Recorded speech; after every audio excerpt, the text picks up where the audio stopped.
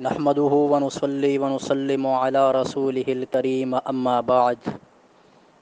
أعوذ بالله من الشيطان الرجيم. بسم الله الرحمن الرحيم. محمد رسول الله والذين معه أشداء على الكفار رحماء بينهم. وقال النبي صلى الله عليه وآله وسلم: إذا رأيتم الذين يسبون أصحابي فقولوا لعنة الله على شركم، او کما قال علیہ الصلاۃ والسلام. میرے انتہائی معزز سامعین اور سامعات، آج آپ حضرات کے سامنے ایک انتہائی اہم، سنگین اور حساس موضوع پر گفتگو کرنے کا ارادہ رکھتا ہوں. دعا ہے کہ اللہ رب العالمین مجھے حق سچ گفتگو کی توفیق عطا فرمائے اور آپ تمام کو اس گفتگو کو سن کر آگے جتنے بھی آپ کے دوست احباب ہیں ان تک پہنچانے اور پھر آپ سب کو عمل کی بھی توفیق عطا فرمائے. اور میری گزارش یہ ہوگی کہ میری اس گفتگو کو اتنا وائرل کریں کہ جتنا میرا مقصد ہے اس گفتگو کرنے سے وہ مقصد مجھے حاصل ہو جائے.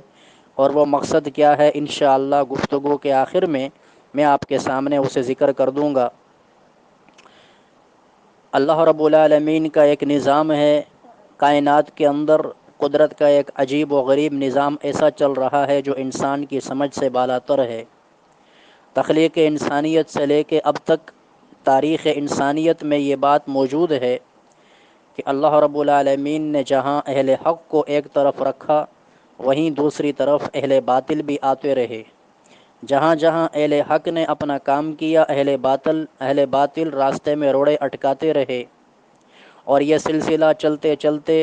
جناب نبی کریم صلی اللہ علیہ وسلم سے ہوتا ہوا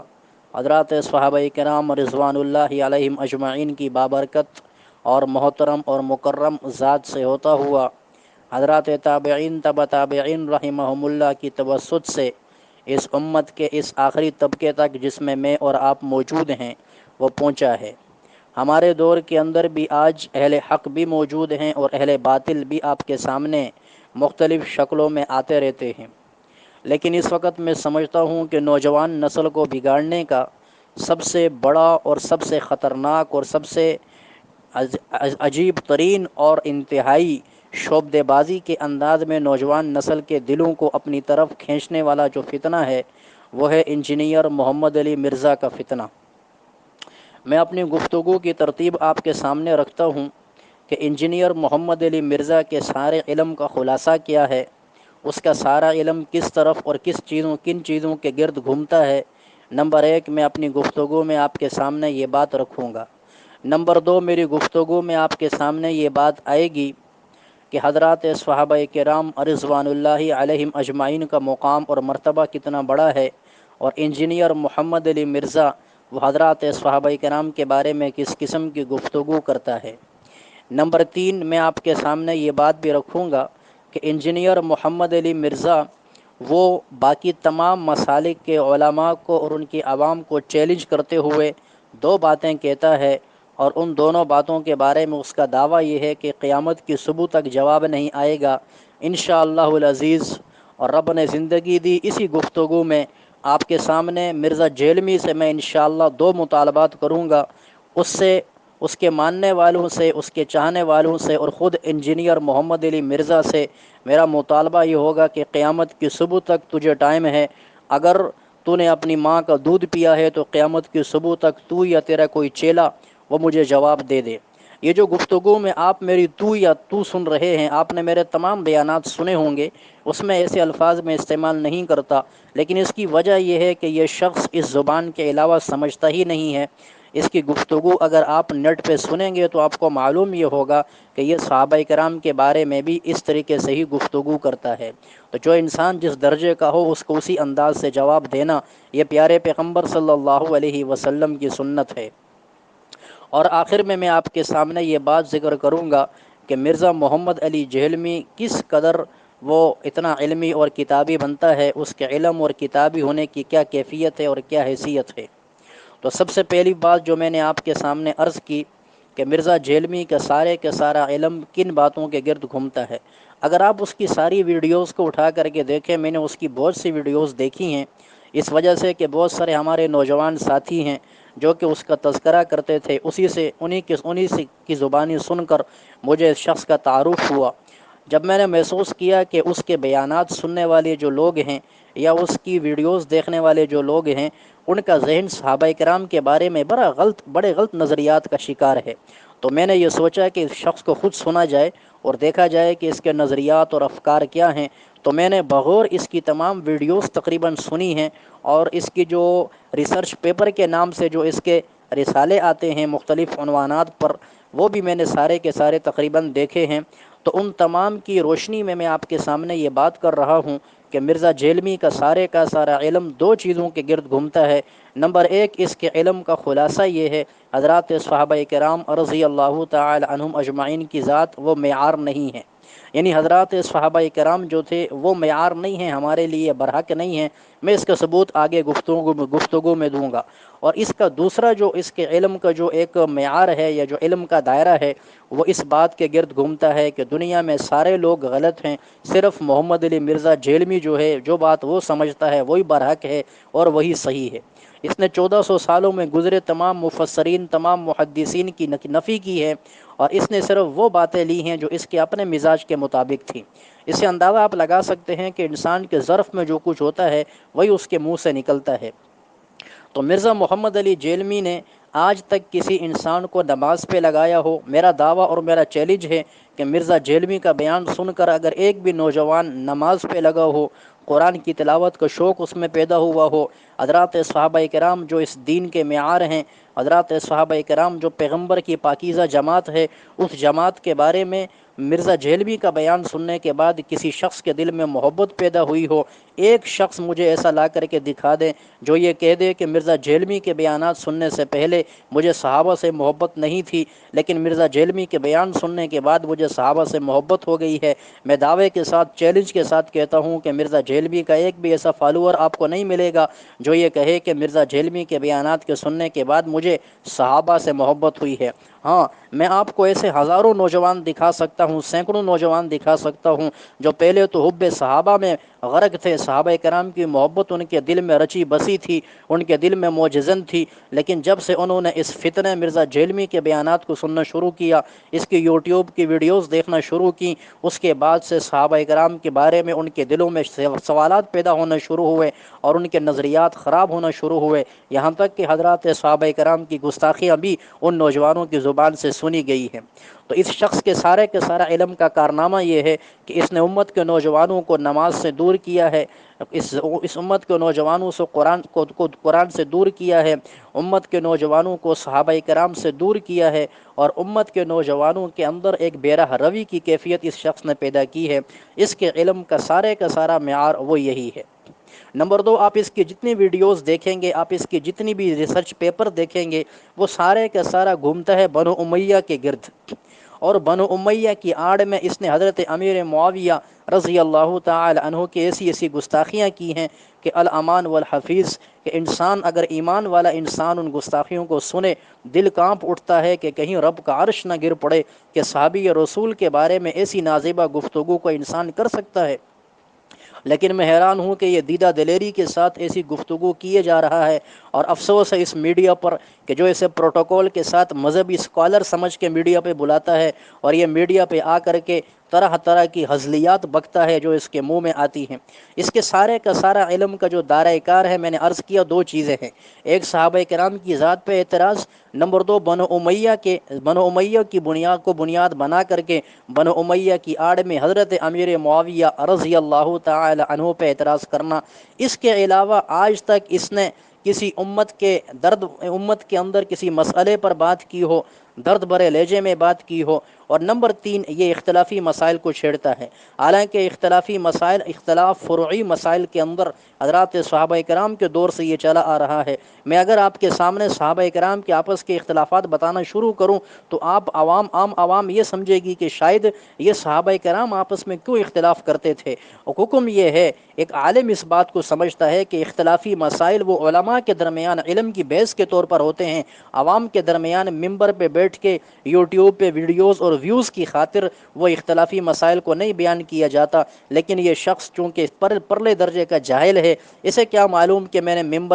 ممبر تو اس کے پاس خیر ہے ہی نہیں، اللہ نے اسے یہ توفیق نہیں دی کہ یہ ممبر اور محراب کا وارث بن سکے، ایک یوٹیوب اس کے پاس ہے، اگر آج اس یوٹیوب کو بند کر دیا جائے اس کا سارا علم سمندر میں غرق ہو جائے گا، اس کے ساری جہالت جو ہے وہ اس کے ساتھ ہی مر جائے گی، دفن ہو جائے گی۔ لیکن ایک یوٹیوب کو بنیاد بنا کر کے اس نے اس امت کے اندر وہ مسائل صرف بیان کیے کہ جو اختلافی مسائل ہیں، رفع یدین پہ بات کرتا ہوا آپ کو نظر آئے گا، اس طریقے سے آپ کو جو ہے وہ مسئلہ 3 طلاق پہ بحث کرتا ہوا نظر آئے گا، مختلف چیزوں پہ مختلف مسائل جو اختلافی مسائل ہیں، آمین بالجہر، قرات خلف الامام، اس کو بنیاد بنا کر علماء کو ٹارگٹ کرتا ہوا نظر آئے گا، تاکہ عوام یہ سمجھے کہ یہ مولویوں کے آپس کے اختلافات ہیں، حالانکہ یہ اختلافات حضرات صحابہ کرام کے دور کے ہیں، یہ اختلاف اولین طبقے کے دور کے چلے آ رہے ہیں، جنہیں صرف علماء آج اپنی کتابوں میں نقل کیا انہوں نے، اور اپنے شاگردوں کو علمی بحث کے طور پہ پڑھاتے ہیں۔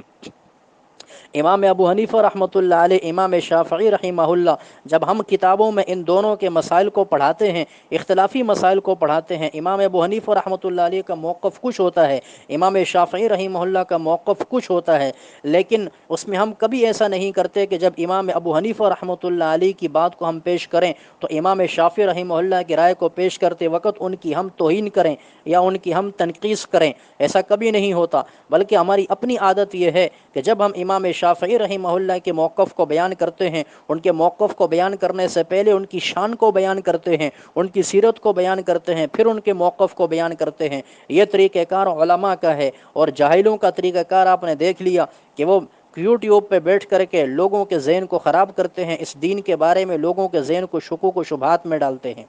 نمبر 2 میں نے بات عرض کی کہ صحابہ کرام کا مقام اور معیار کیا ہے۔ قرآن مجید فرقان حمید میں اللہ رب العالمین نے صحابہ کرام کے ایمان کو معیار قرار دیا اور باقی لوگوں سے کہا کہ اگر تم ایمان لانا چاہتے ہو تو صحابہ جیسا ایمان لے کر کے آؤ۔ اسی طریقے سے قرآن مجید فرقان حمید میں اللہ رب العالمین نے پیارے صحابہ کرام کے بارے میں فرمایا کہ محمد الرسول اللہ، محمد صلی اللہ علیہ وسلم اللہ کے رسول ہیں، والذین معه اشداء علی الکفار رحماء بینہم، وہ لوگ جو صحابہ کرام پیغمبر کے ساتھ ہیں، وہ ان کو دیکھو گے آپ کہ وہ کفار کے معاملے میں انتہائی سخت ہیں اور آپس میں انتہائی نرم دل ہیں۔ تراہم رکعا سجدا، اے مخاطب تو ان کو دیکھے گا کہ وہ ہمیشہ رکوع کی حالت میں تجھے نظر آئیں گے یا سجدے کی حالت میں نظر آئیں گے، یبتغون فضلا من اللہ، وہ اللہ کے فضل کو تلاش کرتے ہیں۔ تو یہ ان صحابہ کرام کی تعریف کو اللہ رب العالمین نے قرآن مجید میں بیان فرمایا ہے۔ اولئک هم المتقون سے مراد صحابہ کرام تمام مفسرین کے نزدیک، اولئک هم المؤمنون حقا سے مراد صحابہ کرام ہیں، اولئک هم الفائزون سے مراد یہ صحابہ کرام کی جماعت ہے۔ اسی طریقے سے حضرات صحابہ کرام میں حضرت زید بن ثابت، حضرت زید بن حارثہ رضی اللہ تعالی عنہ کا نام بھی قرآن مجید میں موجود ہے۔ فلما قضا زید منہا وطرا، کہ جب زید نے حضرت زینب بنت جہش رضی اللہ تعالی عنہ سے وہ اپنی خواہش کو پورا کیا، سورہ احزاب کے اندر ایک تفصیلی ایک عنوان کے ساتھ یہ بات موجود ہے۔ حضرات صحابہ کرام کی تمام صفات کے صحابہ کرام کے اندر پیغمبر صلی اللہ علیہ وسلم کی ساری صفات موجود تھیں، قرآن مجید اس کا شاہد ہے۔ پیغمبر صلی اللہ علیہ وسلم اپنے صحابہ کا کیسا دفاع کر رہے ہیں۔ آپ صلی اللہ علیہ وسلم کو اللہ نے وحی کے ذریعے بتا دیا تھا کہ امت کے اندر ایسے فتنے آئیں گے جو آپ کے صحابہ پر تنقیص کریں گے، انگلیاں اٹھائیں گے، اس لیے آپ صلی اللہ علیہ وسلم نے فرمایا تھا اذا رأیتم الذین یسبون اصحابی فقولوا لعنت اللہ علی شرکم، اے لوگو جب تم دیکھو کہ کچھ لوگ میرے صحابہ پہ برا بلا کہہ رہے ہیں، ان پہ تان کر رہے ہیں، ان پہ تشنیع کر رہے ہیں، تو تم کہہ دینا فقولوا لعنت اللہ علی شرکم، تمہارے شر پہ اللہ کی لعنت ہو۔ کہیں آپ صلی اللہ علیہ وسلم نے فرمایا اللہ اللہ فی اصحابی، لوگوں میرے صحابہ کے بارے میں اللہ سے ڈرنا، لا تتخذوہم من بعدی غرضا، میرے بعد ان کو نشانہ مت بنانا، ان کے اوپر انگلیاں مت اٹھانا،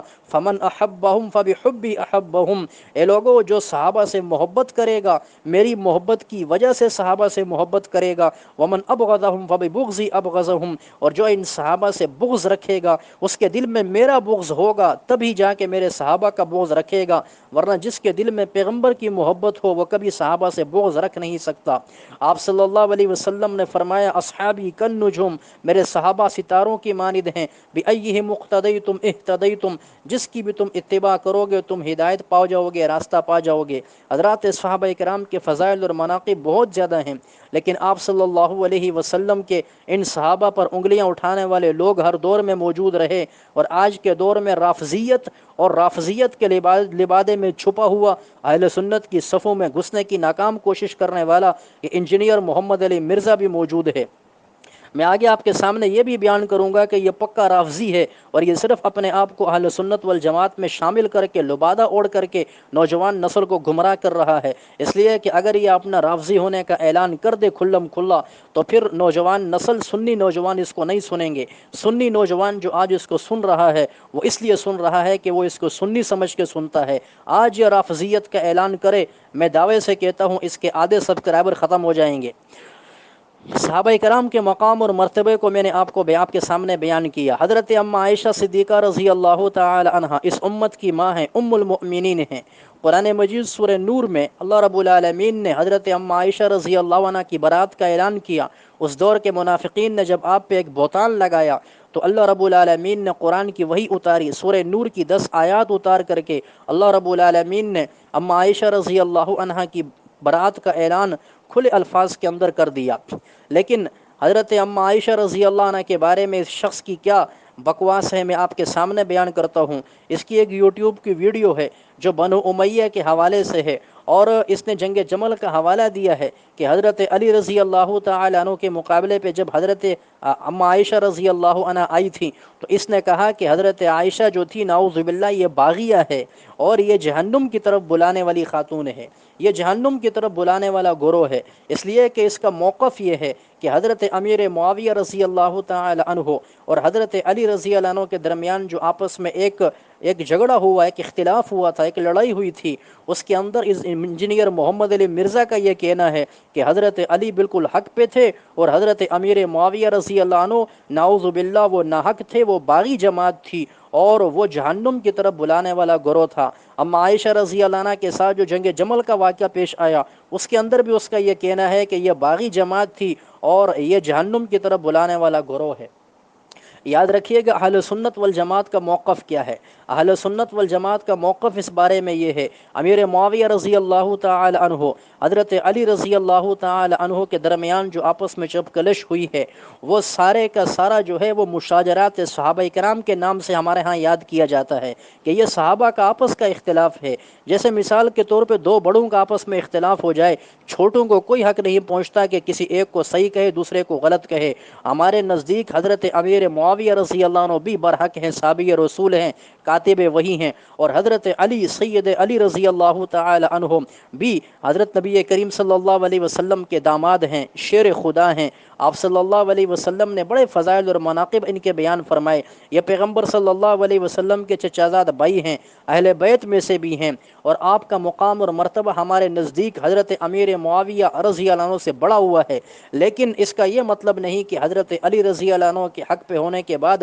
امیر معاویہ رضی اللہ عنہ کو نعوذ باللہ اسلام سے خارج کر دیا جائے۔ اب دیکھنا یہ ہے کہ حضرت امیر معاویہ اور حضرت علی رضی اللہ عنہ کے درمیان ہمارا موقف کیا ہے۔ اہل سنت والجماعت کا موقف یاد رکھیے گا کہ یہ دونوں برحق ہیں، اور ان کے درمیان جو اختلاف ہوا اس اختلاف کی بنیاد پر ہم کسی کی کمی کو بیان نہیں کرتے۔ یہ اہل سنت والجماعت کا موقف ہے۔ مرزا جیلمی کو میرا چیلنج ہے کہ اگر اپنے آپ کو اہل سنت میں شمار کرتا ہے، یہ اہل سنت کا چیلنج، پھر یہ اہل سنت کا عقیدہ اپنانا پڑے گا، اور اگر اہل سنت کے عقیدے کو نہیں اپناؤ گے اور آپ کہو گے کہ حضرت علی رضی اللہ عنہ صرف حق پر تھے اس جنگ میں، اس لڑائی میں، اور امیر معاویہ رضی اللہ تعالی عنہ ناحق تھے، نعوذ باللہ باغی تھے، یا نعوذ باللہ جہنم کی طرف بلانے والے تھے، یہ عقیدہ رافضیوں کا ہے۔ یہ عقیدہ پھر رافضیوں کا تمہیں مبارک ہو، اور میں کھلم کھلا تمہیں چیلنج کرتا ہوں کہ تم اپنے رافضی ہونے کا اعلان کرو، تمہارے آدھے سبسکرائبر ختم ہو جائیں گے، تمہارے آدھے ویوز ختم ہو جائیں گے، تم صرف ویوز کی لالچ میں، شہرت کی لالچ میں، اپنے آپ کو کچھ دنیا کے سامنے منوانے کی لالچ میں اپنا عقیدہ چھپاتے ہو۔ تم سے بڑا بزدل انسان دنیا میں کوئی نہیں ہو سکتا۔ اگر تم بہادر ہو نے اپنی ماں کا دودھ پیا ہے، اپنے عقیدے کا کھلا اظہار کرو اور تم کہہ دو کہ میں کھلا ہوا رافضی ہوں، پھر تمہیں ہم رافضیوں کی طرح انشاءاللہ تمہارے ساتھ جو ہے وہ سلوک کریں گے، لیکن یہ تم قیامت کی صبح تک ایسا نہیں کر سکو گے۔ حضرات صحابہ کرام رضی اللہ تعالی عنہم اجمعین کے بارے میں اس کا یہ موقف میں نے آپ کے سامنے رکھا کہ اس کے نزدیک وہ جماعت جو حضرت علی رضی اللہ عنہ کے مقابلے پہ آئی تھی، امیر معاویہ رضی اللہ عنہ کے ساتھ جو صحابہ کرام موجود تھے، حضرت عمر بن عاص رضی اللہ عنہ، ابو موسیٰ اشعری رضی اللہ عنہ، حضرت مغیرہ بن شعبہ رضی اللہ عنہ، اما عائشہ رضی اللہ عنہ جو حضرت امیر معاویہ رضی اللہ عنہ کے موقف کی حمایت کر رہی تھیں، وہ جو جماعت شامل تھی، اس جماعت کے بارے میں اس کا یہ کہنا ہے کہ یہ باغی جماعت تھی اور یہ جہنم کی طرف بلانے والی جماعت تھی۔ اب بتائیے کہ جس کے بارے میں رب قرآن سے وحی کو نازل کر کے برات کا اعلان کرے، وہ امیر معاویہ رضی اللہ عنہ کے جس کے بارے میں پیغمبر صلی اللہ علیہ وسلم فرمائے اللہم اجعلہ ہادیا مہدیا وہدی بہ، اے اللہ امیر معاویہ کو ہدایت دینے والا، ہدایت یافتہ بنا دے، اس کے ذریعے لوگوں کو ہدایت پہنچا دے۔ وہ امیر معاویہ رضی اللہ عنہ جو کاتب وحی میں شمار ہو، جو 50 صحابہ کرام وحی لکھا کرتے تھے، ان کے سردار امیر معاویہ رضی اللہ تعالی عنہ تھے، تو امیر معاویہ رضی اللہ عنہ کی ذات پہ اعتراض کر کے آپ قرآن کو مشکوک بناتے ہیں۔ تو مجھے بتائیے کہ ایسے شخص کے بارے میں پھر کیا نظریہ رکھا جائے اور اس کے بارے میں کیسی زبان استعمال کی جائے جو صحابہ کرام کے بارے میں یہ زبان استعمال کرتا ہے۔ تیسری بات یاد رکھیے گا کہ انجینئر محمد علی مرزا جو ہے، اس کے ساری گفتگو جب بھی کبھی میڈیا پہ آپ سنیں گے، کسی ٹی وی چینل پہ سنیں گے یا آپ اس کی یوٹیوب کی ویڈیوز میں سنیں گے، تو وہ ساری گفتگو کا جو خلاصہ ہوتا ہے وہ دو باتیں ہوتی ہیں۔ نمبر ایک، وہ علماء دیوبند کو چیلنج کرتے ہوئے کہتا ہے کہ تم لا الہ الا اللہ اشرف علی رسول اللہ کا دفاع کرو، تم بتاؤ کہ یہ کہاں سے، یہ جو ہے یہ کلمہ پڑھنے والا مسلمان کیسے ہے۔ دوسری بات وہ کہتا ہے کہ جو تمہارے المحنت علی المفند کے اندر لکھا ہوا ہے کہ رسول اللہ صلی اللہ علیہ وسلم کے جسم میں اطہر کے ساتھ جو مٹی مس کر رہی ہے، وہ مٹی جو ہے وہ اللہ رب العالمین کے عرش سے افضل ہے۔ بریلویوں کو چیلنج کرتے ہوئے وہ کہتا ہے، کہ تمہاری کتابوں میں لکھا ہے چشتی رسول اللہ۔ اس طریقے سے اور مختلف کتابوں کے حوالے دے کر کے وہ عوام کو گمراہ کرنے کی کوشش کرتا ہے۔ یاد رکھیے گا کہ علماء دیوبند کی طرف سے ہم جواب یہ دیتے ہیں کہ جتنی بھی یہ باتیں اور جو عبارات جو پیش کرتا ہے یہ سب جھوٹ پر مبنی ہیں۔ آپ اصل کتابوں کے اندر جا کر دیکھیں گے، آپ کو واقعے کی نوعیت ختم پتہ چل جائے گی۔ میں مرزا جھیلمی کو چیلنج کر کے کہتا ہوں کہ تم جو بات کرتے ہو نا کہ دیوبندیوں نے اشرف علی رسول اللہ کا کلمہ پڑھا ہے اور وہ اپنے بزرگوں کی کتابوں سے برات کا اعلان کریں، میں مرزا جھیلمی کو چیلنج دے کر کہتا ہوں یہ بات، یہ جو جملہ ہے، یہ جو واقعہ ہے، یہ حضرت اشرف علی تھانوی رحمۃ اللہ علیہ کی کتاب حفظ الایمان کے اندر لکھا ہوا ہے۔ میں مرزا جھیلمی کو چیلنج کر کے کہتا ہوں اگر تم اتنے ایماندار ہو تو بجائے صرف یہ دعوے کرنے کے اور یہ چیلنج کرنے کہ تم حفظ الایمان کی پوری عبارت پڑھو اور اس پوری عبارت کو پڑھنے کے بعد عوام کو یوٹیوب پہ بیٹھ کے سناؤ، تمہاری عبارت پڑھنے کی دیر ہے، عوام خود فیصلہ کرے گی کہ یہ جملہ دیوبندیوں کا موقف ہے، کیا دیوبندیوں کا عقیدہ ہے، یا دیوبندی یہ کلمہ پڑھتے ہیں، یا یہ ایک واقعہ کیسا ہوا تھا، اس واقعے کی بنیاد پر یہاں پر یہ بات لکھی گئی ہے۔ اس طرح سے بہت ساری باتوں کا اعتراض کیا جا سکتا ہے کہ ایک جملہ آپ کسی کا بیان کر دیں اور اس جملے کو لے کر کے اس کا اپنا مطلب مفہوم بیان کر کے اس پہ اعتراض کرنا شروع کر دیں۔ تو میرا محمد علی جیلمی کو چیلنج ہے، وہی عرش و کعبہ سے افضل مٹی والی جو بات ہے اس کو بھی خود بیان کرے، پورا پڑھ کے المحنت المفند سے بیان کرے، اور اس طریقے سے اشرف علی رسول اللہ والے کلمے کی بات کو بھی حفظ الایمان سے پورا بیان کرے۔ پورا جب بیان کرے گا، ایک ایک لفظ بیان کرے گا، انشاءاللہ ایک ایک لفظ کو بیان کرنے کے بعد عوام خود سنے گی کہ یہ بات تو کچھ بھی نہیں، کھودا پہاڑ نکلا چوہے والی بات ہوگی۔ دوسری بات یہ کہتا ہے جی میں تو صرف بزرگوں کی غلطیوں کو بیان کرتا ہوں، تو میں اس سے یہ پوچھنا چاہتا ہوں اگر تو رافضی نہیں ہے، اگر تو اہل سنت میں سے ہے، تو کیا رافضی تیرے رشتہ دار لگتے ہیں کہ تو نے آج تک کبھی ان کی کتابوں سے کسی بات کو نکال کے یوٹیوب پہ بیان کیا ہے؟ کیا رافضیوں کی کتابوں میں شیخین کی توہین نہیں ہے؟ کیا رافضیوں کی کتابوں میں حضرت اما عائشہ رضی اللہ عنہ کی توہین نہیں ہے؟ کیا ان کی کتابوں میں اس قرآن مجید کے بارے میں یہ نہیں کہا گیا، ملا باقر مجلسی نے کیا یہ بات نہیں لکھی ہے کہ اس کتاب کی 2000 آیات جو ہیں وہ تحریف شدہ ہیں اور 2000 سے زیادہ آیتیں وہ غائب ہیں؟ کیا ملا باقر مجلسی نے اور کشف الاسرار خمینی کی اس نے نہیں پڑھی ہے؟ کیا یہ ان کی باتوں کو نکال کے پیش نہیں کر سکتا؟ اس شخص کے دل میں صحابہ کرام کے بارے میں صاف بغض ہے، یہ کبھی بھی ایسی باتوں کو ذکر نہیں کرے گا جس میں صحابہ کا دفاع ہو جائے، ورنہ میرا کھلا چیلنج ہے اس کو کہ تم نے ہماری المحنت المفنت کو نکالا، تم نے کشف المحجوب کو نکالا، تم نے جو ہے وہ اور کتابوں کو نکالا اور کہا کہ میں بزرگوں کی کتابوں کی غلطیوں کو بیان کرتا ہوں اور کچھ نہیں کہتا، تو کیا یہ رافضی جو ہے یہ تمہارے بزرگ نہیں ہیں؟ ان کی غلطیوں کو تم بیان کیوں نہیں کرتے ہو؟ صحابہ کرام پر تان کرنا کیا درست ہے؟ ابو بکر رضی اللہ عنہ کو نعوذ باللہ دائرہ اسلام سے خارج قرار دینا، حضرت عمر رضی اللہ عنہ کو دائرہ اسلام سے خارج قرار دینا، کیا یہ توہین نہیں ہے صحابہ کرام کی؟ کہ اما عائشہ پہ تہمت لگانا، الزام لگانا، کیا یہ توہین نہیں ہے صحابہ کرام کی؟ یہ ان کی کتابوں میں کیا موجود نہیں ہے؟ اگر موجود نہیں ہے تو ہم سے پوچھ، ہم تجھے دکھاتے ہیں، اور اگر موجود ہے تو ان کی کتابوں کی باتیں نکال کے کیوں یوٹیوب پہ بیان نہیں کرتا؟ اس لیے کہ تجھے پتہ ہے کہ جس نسل سے نکل کے تو آیا ہے وہ نسل ناراض ہو جائے گی، وہ نسل ناراض ہو جائے گی۔ اس لیے میرا کھلا چیلنج ہے مرزا جہلمی کو، یہ اگر اتنا برحق ہے، اتنا سچا ہے اور یہ کھلم کھلا باتوں کو حق کو بیان کرنے والا ہے، میرا کھلا چیلنج ہے اس کو، سورج کی روشنی کی طرح میں اس کو کھلا چیلنج کرتا ہوں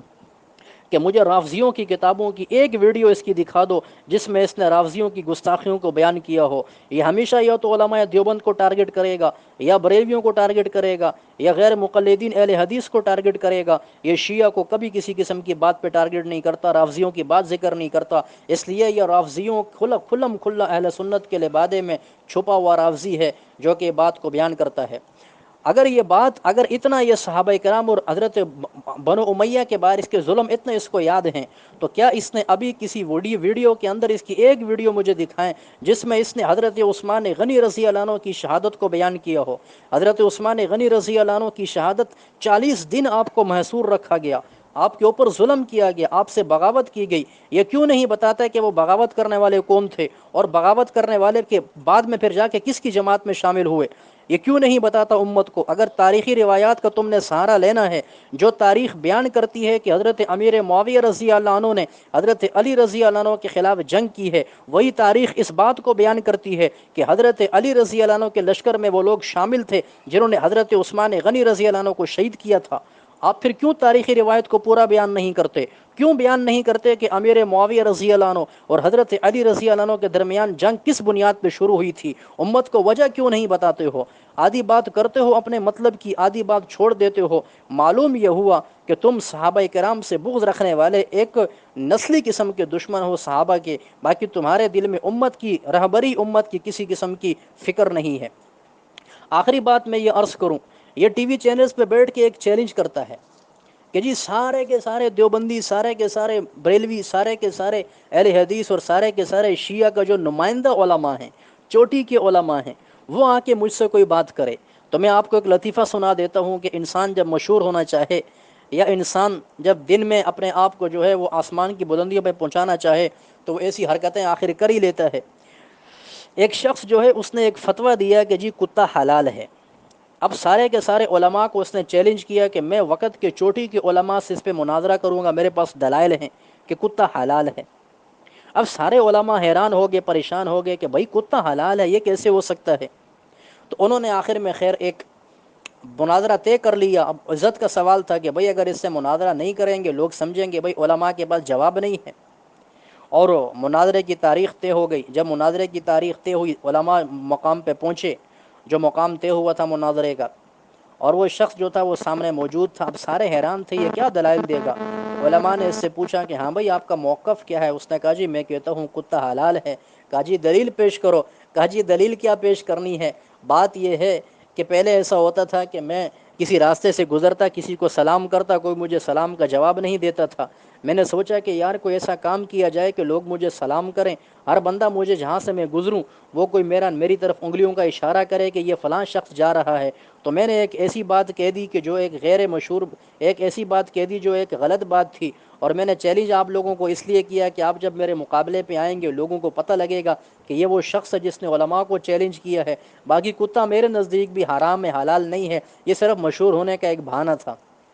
تو یہی بات انجینئر محمد علی مرزا پہ فٹ آتی ہے کہ علماء کو چیلنج کرنا اور مفتی تقی عثمانی صاحب جیسی علمی شخصیت کو چیلنج کرنا، اس طریقے سے دیگر علماء کو چیلنج کرنا، آخر میں جب اس کو چیلنج اس کا قبول کیا جاتا ہے اور مفتی طارق مسعود صاحب کو جب اس نے کھلم کھلا چیلنج کیا تھا۔ اچھا مزے کی بات یہ ہے کہ اب یہ طارق مسعود صاحب کا نام بھی چیلنج میں نہیں لیتا ہے، اس لیے کہ اس کو پتہ چل گیا کہ حضرت اب چیلنج قبول فرما چکے ہیں، آ چکے ہیں۔ اس طریقے سے مناظر حضرات جو ہمارے ہیں اس فیلڈ کے، مولانا منظور مینگل صاحب کا نام یہ بھول کے بھی نہیں لے گا، اس طریقے سے مولانا الیاس گھمن صاحب کا نام یہ بھول کر بھی نہیں لے گا، مولانا عبدالغفار توسوی صاحب کا نام یہ بھول کر بھی نہیں لے گا۔ یہ مناظرین کا نام مولانا عبدالرشید صاحب جامع تو جو اشرف المدارس کے شیخ الحدیث ہیں، یہ سب کو جانتے ہیں ان کو، اور وہ بھی ان کو جانتا ہے۔ یہ کبھی ان حضرات کا نام نہیں لے گا، اس کو پتہ ہے کہ یہ حضرات ایک دم میری بات پہ لبیک کہہ دیں گے۔ یہ ایسے شخص کو ٹارگٹ کر رہا ہے جس شخص کے پاس دنیا کے ہزاروں کام پڑے ہیں، ان فضول لوگوں کی طرف توجہ دینے کا ٹائم اس شخص کے پاس نہیں ہے۔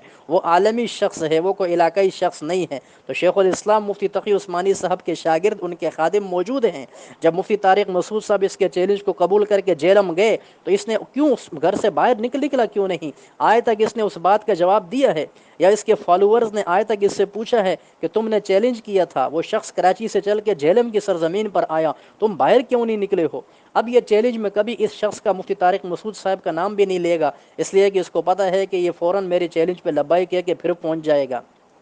تو بھائی یہ ایک ایسا فتنہ ہے جو بند کمرے میں بیٹھ کر کے صرف اس کو یہ ایک چشمہ اس نے لگایا ہوا ہے کہ ساری دنیا غلط ہے، صرف میں ٹھیک ہوں، اور اس کے پیچھے پس پردہ یہ سب حقیقت جانتا بھی ہے۔ پس پردہ ایک خاص مشن پہ کام کر رہا ہے۔ اس لیے میں امت کے نوجوانوں سے خاص گزارش کروں گا، علماء کے ساتھ تعلق مضبوط کریں، بجائے اس کے کہ اس فتنے کی طرف ہم توجہ ڈالیں۔ اس فتنے کی صرف 4 سے 5 میں آپ کے سامنے کارنامے بیان کرتا ہوں آخر میں، تاکہ بات یاد رہے۔ وہ کارنامے یہ ہیں کہ اس نے نمبر 1 آ کے صحابہ کی ذات کو متنازع بنایا، نمبر 2 امت کے علماء سے عوام کا تعلق دور کرنے کی کوشش کی، جو کہ اہل باطل کی سازش ہوتی ہے، یہودیت اور عیسائیت کی سازش ہر دور میں رہی کہ امت کے مسلمان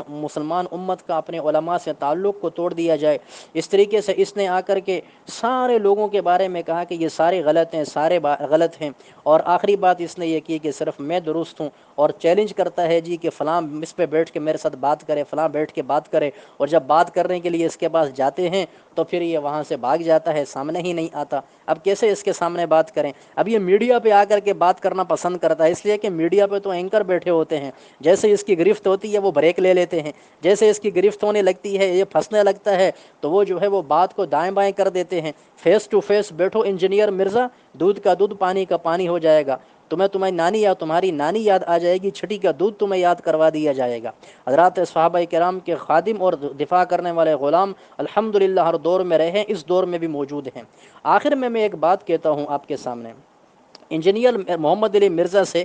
چند چیلنجز ہیں ہمارے۔ نمبر 1، تمہارا دعویٰ ہے میں بزرگوں کی کتابوں کی غلطیوں کو نکالتا ہوں، تو تم رافضیوں کی کتابوں سے صحابہ کی گستاخیاں نکال کے یوٹیوب پہ بیان کرو۔ نمبر 2، تمہارا دعویٰ ہے حضرت علی مظلوم تھے، ان کے خلاف بغاوت ہوئی تھی، میں اس لیے باغیوں کا ذکر کرتا ہوں۔ تمہارے لیے چیلنج ہے میرا کہ تم حضرت عثمان غنی رضی اللہ عنہ کی مظلومانہ شہادت کو بھی بیان کرو، ان کے فضائل کو بیان کرو، مناقب کو بیان کرو، اور ان کے خلاف بغاوت کرنے والے لوگ کون تھے یہ بیان کرو، اور بغاوت کرنے والے لوگ بعد میں کس جماعت میں جا کے شامل ہوئے اس کو بھی بیان کرو۔ یہ تمہارے ذمے پہ قرض ہے مرزا محمد علی جیلمی۔ اور تم حفظ الایمان کی پوری عبارت پڑھو جو اشرف علی رسول اللہ تم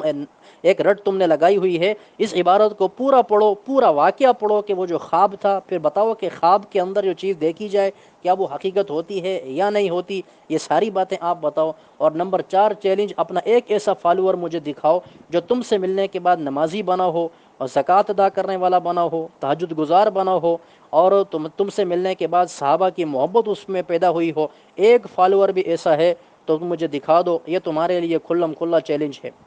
اللہ رب العالمین سے دعا ہے کہ اللہ رب العالمین اس گفتگو کو اپنی بارگاہ میں قبول فرمائے۔ اس میں جو میں نے سخت باتیں کی ہیں، تلخ باتیں کی ہیں، صرف اس وجہ سے کی ہیں کہ حق بات بیان ہو جائے۔ جو صحابہ کرام کی جماعت کو باغی کہنے والا ہو، جہنم کی طرف بلانے والا ہو، اچھا اس کی دیدہ دلیری دیکھیں، ادھر سے یہ حضرت امیر معاویہ رضی اللہ عنہ کے بارے میں کہتا ہے کہ یہ جہنم کی طرف نعوذ باللہ بلانے والی جماعت ہے، یہ باغی جماعت ہے۔ پھر رضی اللہ عنہ بھی کہتا ہے، بھائی کھلم کھلا تم پھر حضرت امیر معاویہ رضی اللہ عنہ کے نعوذ باللہ کافر ہونے کا اعلان کیوں نہیں کرتے ہو؟ اس لیے پتہ ہے کہ اگر کافر ہونے کا اعلان کر دیا تو اہل سنت کی صف سے نکل جاؤں گا، رافضیوں کی صف میں چلا جاؤں گا، وہ یہ کرنا نہیں چاہتا۔ مرزا جیلمی ہر چیز برداشت کرنے کے لیے تیار ہے، لیکن یہ زہر کا پیالہ کبھی نہیں پیے گا۔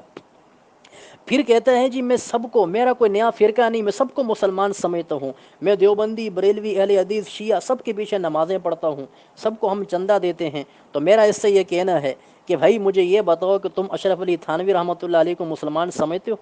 تم حضرت نانوتوی کو، حضرت گنگوہی رحمۃ اللہ علیہ کو مسلمان سمجھتے ہو؟ اگر مسلمان سمجھتے ہو ان کو تو پھر ان کی عبارات تو تکفیر والی نہیں ہیں، اور اگر تم ان کی عبارات کی وجہ سے ان کو کافر سمجھتے ہو تو ہم تو اشرف علی تھانوی رحمۃ اللہ علیہ کو وقت کا ولی سمجھتے ہیں۔ اب مجھے بتاؤ جو ایک کافر کو وقت کا ولی سمجھے تو وہ بھی کافر ہی ہونا چاہیے۔ جب دیوبندی بھی کافر ہو گئے، بریلوی بھی کافر ہو گئے اس اصول کی بنیاد پر کہ ایک کافر کو مسلمان سمجھنا کفر ہے، ہم تو تھانوی رحمۃ اللہ علیہ کو، حضرت گنگوہی کو، حضرت نانوتوی کو اپنے سر کا تاج سمجھتے ہیں، انہیں مسلمان سمجھتے ہیں۔ تو جب ہم انہیں اپنے سر کا تاج سمجھتے ہیں، تم انہیں کافر سمجھتے ہو، تم ان کی عبارات پہ اعتراض کرتے ہو، یا پھر کہہ دو کہ ان عبارات کی وجہ سے کوئی کافر نہیں ہوتا، پھر تم احمد رضا خان بریلوی کو کافر کہو کہ اس نے مسلمانوں کو کیوں کافر کہہ دیا ہے؟ بات یہ ہے تمہارے پاس کرنے کو کچھ نہیں ہے۔ میرا کھلا چیلنج سنو، تم کہتے ہو میں کسی کو کافر نہیں کہتا، سب کو مسلمان سمجھتا ہوں، تو دو سوالوں کے جواب دے دو۔ جو عبارات تم پیش کرتے ہو کیا ان عبارات کی وجہ سے کوئی کافر ہوتا ہے یا نہیں ہوتا؟ اگر ہوتا ہے تو تم کافر کیوں نہیں سمجھتے ہو؟ اور اگر نہیں کافر ہوتا تو تم لے کے اعتراض کیوں کرتے ہو؟ نمبر دو، مجھے یہ بتاؤ، عرش، یہ جو المحنت المفنت کے اندر جو عبارت ہے کہ اللہ رب العالمین کے عرش سے افضل ہے پیغمبر صلی اللہ علیہ وسلم سے جسم سے مس کرنے والی مٹی، کیا اس عقیدے کا رکھنے والا کوئی شخص کافر ہے یا نہیں ہے؟ اگر شخص کافر ہے تو پھر تم دیوبندیوں کے بارے میں کیوں کہتے ہو کہ میں کافر نہیں سمجھتا؟ اور اگر کافر سمجھتے ہو تو پھر کافر ہونے کا اعلان کیوں نہیں کرتے ہو؟ تو دوغلی باتیں نہ کریں محمد علی مرزا صاحب، امت کو کسی شک میں نہ ڈالیں، صاف ستھری بات کریں۔ آپ صرف اور صرف ایک اپنی چالوں کے ذریعے، زبان کی تیزی کے ذریعے نوجوانوں کے، چند نوجوان بیوقوف نوجوانوں کے دلوں کو اپنے کنٹرول میں لے سکتے ہو، لیکن امت کا عقل مند طبقہ آپ کی باتوں میں آنے والا نہیں ہے۔ دعا ہے کہ اللہ رب العالمین جو کچھ کہا اور سنا، وہ اللہ رب العالمین جو کہا اور آپ کو سنایا اسے اپنی بارگاہ میں قبول فرمائے، اور ان فتنوں سے ہمیں بچنے کی توفیق عطا فرمائے، اور زندگی کے آخری سانس تک صحابہ کرام کی محبت ہمارے دلوں میں اللہ رب العالمین رچانے اور بسانے کی توفیق عطا فرمائے۔ وما علینا الا البلاغ المبین۔